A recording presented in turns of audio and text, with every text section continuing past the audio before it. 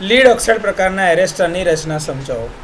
તો આ પ્રકારનું એરેસ્ટર અલગ ડિસ્કના સ્વરૂપમાં હોય છે જે એકબીજાની ઉપર સ્ટેક કરવામાં આવે છે.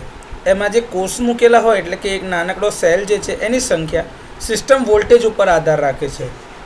પોર્સેલિન અથવા તો પોલિમરનું બનેલું આઉટર કેસિંગ, જે આ તમને બહારનું જે કેસિંગ દેખાય છે એની વાત છે, એ ભેજ અને ધૂળ જેવી પર્યાવરણીય પરિસ્થિતિઓ સામે રક્ષણ આપે છે અને સાથે મિકેનિકલ સ્ટ્રેન્થ એટલે કે યાંત્રિક શક્તિ અને ઇન્સ્યુલેશન પણ પૂરું પાડે છે.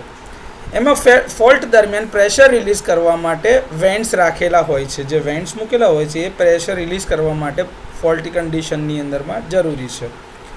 અન્ય ધાતુના ઓક્સાઇડ સાથે મિશ્રિત લેડ ઓક્સાઇડથી બનેલો મુખ્ય ઘટક એટલે કે મેઇન તમારો કમ્પોનન્ટ હોય છે.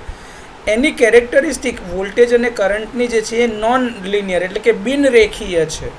સામાન્ય પરિસ્થિતિઓમાં ઉચ્ચ પ્રતિકાર એટલે કે હાઈ રેઝિસ્ટન્સ આપે છે, જ્યારે નોર્મલ સર્જ આવે છે તે પરિસ્થિતિ દરમિયાન હાઈ વોલ્ટેજ વખતે ઓછો પ્રતિકાર એટલે કે લો રેઝિસ્ટન્સ ઓફર કરે છે.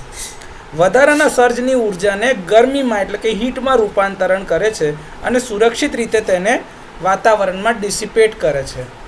સિરીઝ ગેપ એસેમ્બલી, જે અહીંયા આકૃતિમાં તમને જોવા મળે છે, આ સિરીઝ ગેપની જે એસેમ્બલી છે જેના લીધે જે લેડ ઓક્સાઇડની ડિસ્ક સાથે શ્રેણીમાં જોડેલી હોય છે એ એરગેપની બનેલી છે. સામાન્ય રીતે તે ઓપન સર્કિટ તરીકે કાર્ય કરે છે.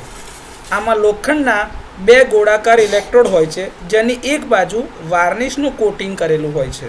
સીલિંગ વ્યવસ્થા ભેજ અને પ્રદૂષકોના પ્રવેશને અટકાવે છે અને એરેસ્ટરની લાંબા ગાળાની વિશ્વસનીયતા એટલે કે રિલાયબિલિટીને સુનિશ્ચિત કરે છે. તો આ રીતે લેડ ઓક્સાઇડ ટાઈપ એરેસ્ટર બનાવવામાં આવે છે.